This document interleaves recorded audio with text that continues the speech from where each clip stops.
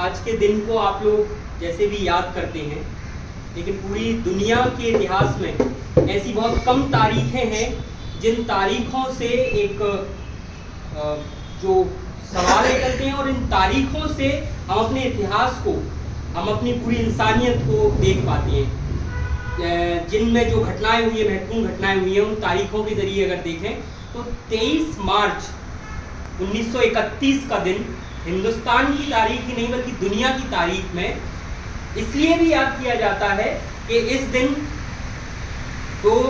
तीन लोगों को जो फांसी दी गई, वो फांसी पूरी दुनिया के साम्राज्यवाद की निराशा, उसके संकट और उसकी घबराहट का परिणाम थी। भगत सिंह की उम्र आप सब जानते हैं, हम लोग जितनी उम्र जी चुके हैं उससे बहुत कम उम्र में आप लोगों ने अभी नहीं जी है। और 9 साल का एक बच्चा जलियांवाला बाग में जब अपने लोगों को मरते हुए देख रहा था, या कि उसके आसपास जो घटनाएं हो रही थी, तो उसमें भगत सिंह बन जाना कोई बड़ी बात नहीं थी। बड़ी बात थी कि भगत सिंह होते हुए पूरी दुनिया के सामने एक संदेश देना, और वो संदेश उन्होंने जो दिया है वो साम्राज्यवाद के खिलाफ है। आज हम जिस दौर में खड़े हैं, जो दौर हम देख रहे हैं, वो पूरी दुनिया में कुछ ताकतों के द्वारा इंसान और आवाम के जीवन पर जो उस पर घटाटोप छाए हुए हैं, और जो इंसानी जीवन को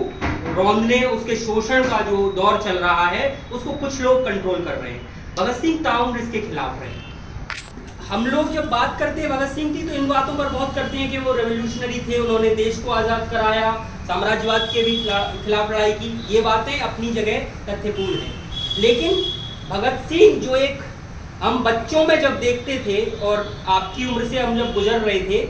तब हमें लगता है कि एक ऐसी शख्सियत थे जो इस दुनिया में इंकलाब के साथ साथ दुनिया में यकीन पैदा करने वाली शख्सियत की थी। वो हैट लगा हुआ फोटो हम सब ने देखा होगा भगत सिंह का, और उसे देखते ही ऐसा लगता था कि एक इंसान को ऐसा होना चाहिए, और वो बनने के लिए हम कोशिशें भी करते हैं। लेकिन वक्त के साथ ऐसा होता जाता है, जैसे जैसे हम आगे बढ़ते हैं उम्र के साथ, हमारे से हमारा भगत सिंह पीछे छूटता जाता है। आप लोगों की उम्र में हो सकता है कि अभी भगत सिंह बनने की ख्वाहिश हो, लेकिन ये दुनिया आपको बनने नहीं देगी। ये बहुत, मैं दिल से ये बात स्वीकार भी करता हूँ, और आप वक्त के साथ शायद देख पाएंगे। लेकिन उसके बावजूद हम सबके बीच, हम सबके भीतर एक भगत सिंह जिंदा होता है, और वो भगत सिंह हमें बार बार ये याद दिलाता है कि हम क्यों पैदा हुए हैं, जन्म क्यों लिया है हमने, अपने आस पड़ोस के लिए हमारी क्या भूमिका है, और हम जो तीखी लड़ाई लड़ी जा रही है, जिसमें सारा का सारा आवाम है, बच्चा बच्चा युद्धरत है, जंगल जंगल आग लगी है, और जो ऊँघते हुए लोग हैं उन्हें जगाने के लिए तमाम किस्म के औजारों से आवाज़ें की जा रही हैं। उनमें से अगर एक आवाज़, वो एक आवाज़, हमारी आवाज़ अगर शामिल हो पाती है, छोटी ही सही, जिस महावन में कोई गौरैया जब चीखती है अपनी तमाम आवाज़ों के साथ में एक अपनी आवाज़ मिलाती है, उसका भी एक मीनिंग होता है। जो 2 छोटे नन्हे कदम जिस जगह को भरते हैं, जिन जगहों को, खालीपन को भरते हैं, उसका भी एक मायने होता है। तो कोशिश करनी चाहिए, और कोशिश करेंगे ही सभी लोग भी, बाकी लोग भी करते हैं, कि हम जहाँ हैं, जो हमें समय मिला है, उसमें हम अपनी भूमिका को देखें, और फिर उस प्रक्रिया में उसमें हिस्सेदारी करें, जो एक बड़ी लड़ाई पूरी दुनिया में लड़ी जा रही है, शोषक और शोषित के बीच। 2 बहुत भारी शब्द हैं ये, लेकिन इनको बहुत आसानी से अगर देखना है, तो जो डिसीजन ले रहा है, जो आपके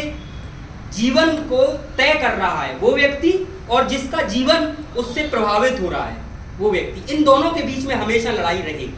उस लड़ाई में हमें अपनी भूमिका तय करनी है। भगत सिंह हमें वो रास्ता दिखाते हैं, तो हर साल ही नहीं, हर रोज हमारे भीतर वो रास्ता देखने की काबिलियत और वो रोशनी हमें पैदा करें, कोशिश करें, और एक दूसरे के साथ में हाथ से हाथ मिलाकर हम इस राह पर चल पाएँ, ये कोशिश होनी चाहिए।